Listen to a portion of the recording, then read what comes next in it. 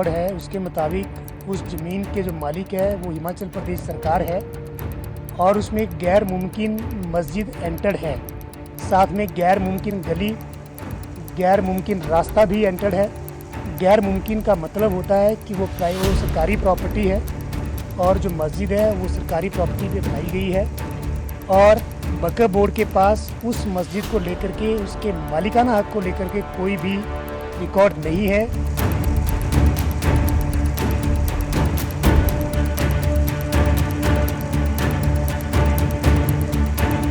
हिमाचल प्रदेश की राजधानी शिमला के संजौली में इस मस्जिद को लेकर इन दिनों माहौल गरमाया हुआ है।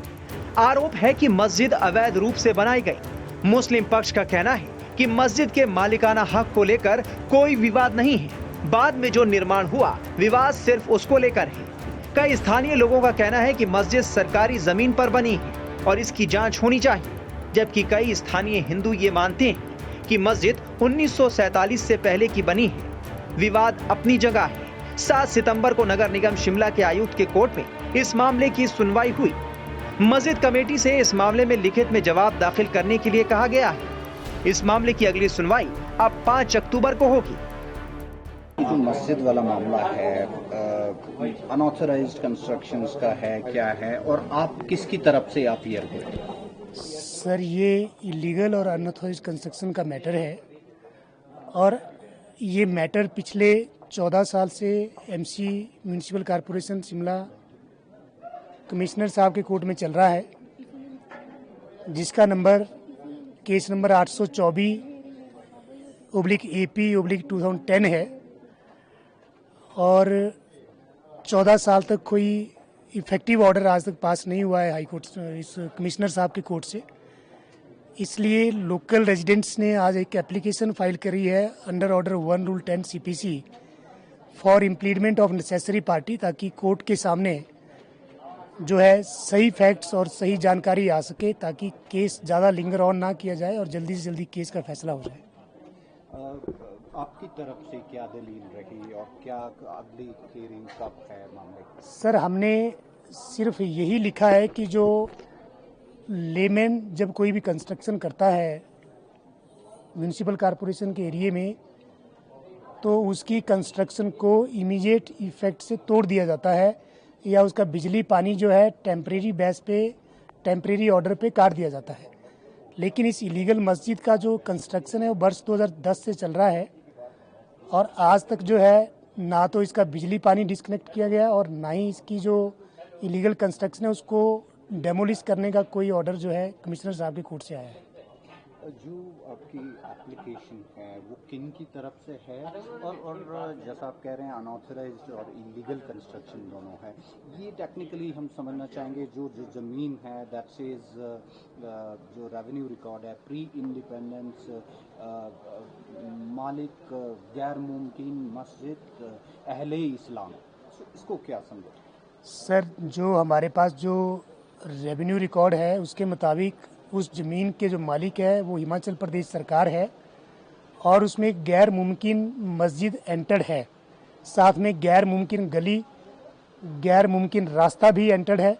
गैर मुमकिन का मतलब होता है कि वो सरकारी प्रॉपर्टी है और जो मस्जिद है वो सरकारी प्रॉपर्टी पे बनाई गई है और वक्फ बोर्ड के पास उस मस्जिद को लेकर के, उसके मालिकाना हक को लेकर के कोई भी रिकॉर्ड नहीं है और ना ही वो आज कोर्ट में कोई ऐसा रिकॉर्ड पेश कर पाए। अगली जो हियरिंग है वो कब है और आप उस पर क्या उम्मीद कर रहे हैं एमसी कमिश्नर से?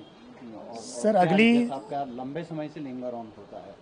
सर, लंबे समय से लिंगर ऑन करने की जो मेन वजह ये रही कि जो हमारे कोर्ट में जो प्लीड कर रहे थे, जो फर्स्ट पार्टी होती है उसकी जिम्मेवारी होती है कि केस ज़्यादा लिंगर ऑन ना हो, वो केस की जो सही पैरवी कोर्ट के अंदर करें और सही जो फैक्ट्स हैं उसको कोर्ट को बताएं।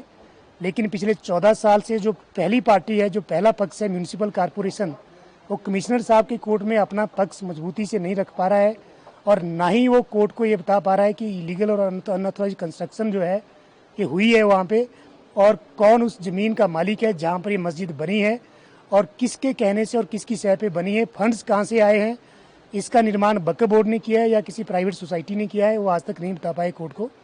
इसलिए लोकल रेजिडेंट्स कि ये मजबूरी रही है कि आज तक जब लोकल रेजिडेंट्स को 31/8/2024 को पता लगा कि आज तक जो है कुछ भी नहीं हो रहा है, फैक्चुअल पोजीशन कोर्ट के सामने नहीं आ रही है, फिर उन्होंने जो है ये फैसला लिया कि हम कोर्ट में जाकर के कोर्ट में सही जो फैक्चुअल पोजीशन है वो हम बताएंगे। वहीं वक्फ बोर्ड के वकील का इस पूरे मामले पर क्या कहना है, ये भी सुनिए। एसपी वक्फ बोर्ड को म्युनिसिपल कॉर्पोरेशन शिमला ने नोटिस जारी किया था अनऑथराइज्ड कंस्ट्रक्शन के बारे में, जिसका हमने आज रिप्लाई सबमिट करा और डॉक्यूमेंट्स भी सबमिट करे। इशू कंस्ट्रक्शन से रिलेटेड जो है वो अभी कोर्ट में सब जुडिस है, उसका तो अभी डिसीजन होगा, कोर्ट डिसाइड करेगी। आज कोर्ट ने ओनरशिप के बारे में पूछा तो हमने रिप्लाई और डॉक्यूमेंट्री एविडेंस से कोर्ट को बताया कि 1947 में जब वक्फ सर्वे हुआ था, वक्फ प्रॉपर्टीज का थ्रू इंडिया सर्वे हुआ था, तब से प्रॉपर्टी 1947 से लेकर के मस्जिद वक्फ बोर्ड की प्रॉपर्टी है।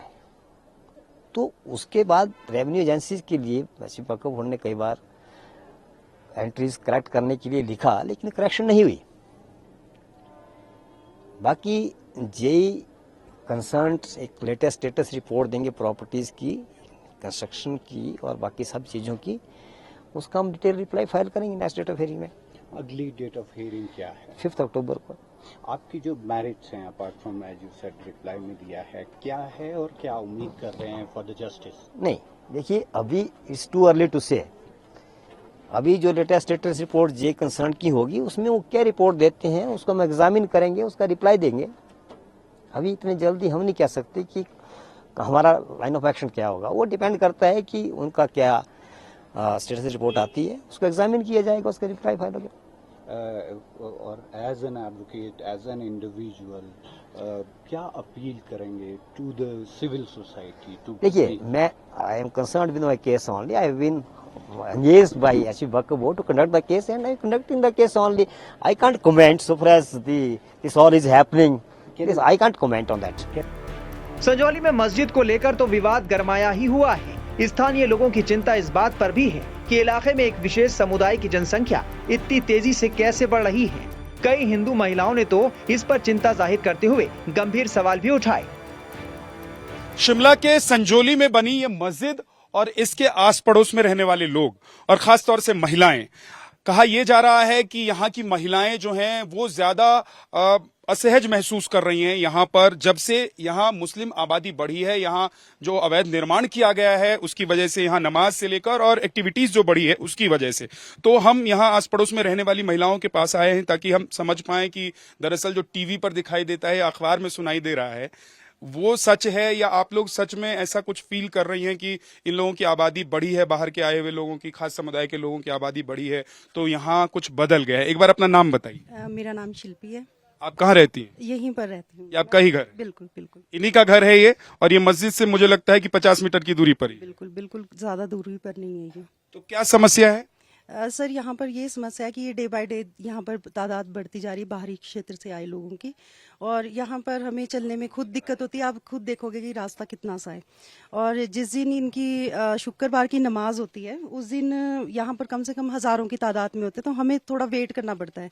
बच्चों को स्कूल से ला रहे हैं तो हमें वेट करना पड़ता है ये रास्ता खाली हो तो हम जा पाए अपने घर। एक चीज ये भी कह रहे हैं कि अभद्रता भी होती है, क्योंकि ये जो मस्जिद के टॉयलेट्स बने हुए हैं या फिर ये लोग जो टॉयलेट्स यूज कर रहे हैं वो खुले में यूज करते हैं। जब महिलाएं विरोध करती हैं तो कहती हैं आंखें बंद कर लो। हाँ जी सर, वो मेरी ताई का घर बिल्कुल एकदम से सट के है इनके साथ, तो उनको भी ये परेशानी होती है कि भाई हम दरवाजे अपनी खिड़कियां खोलते हैं तो वो बिल्कुल ऐसे ओपन करके बैठते हैं।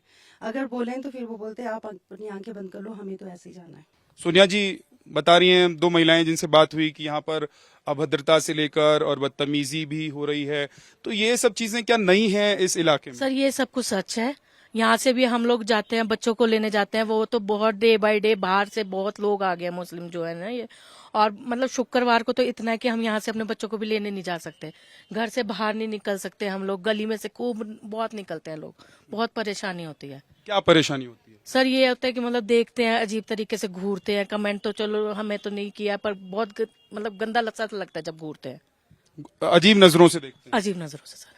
तो ये बच्चों के साथ और महिलाओं के साथ ही होता है या इन लोगों की एक्टिविटी जो है वो बाकी जो लोग हैं सबके साथ इस तरह की के साथ ऐसी होता है? देखो सर, हमें तो ये है कि हम ना सीढ़ियों पे बाहर बैठ सकते, ना खड़े हो सकते, ना कुछ।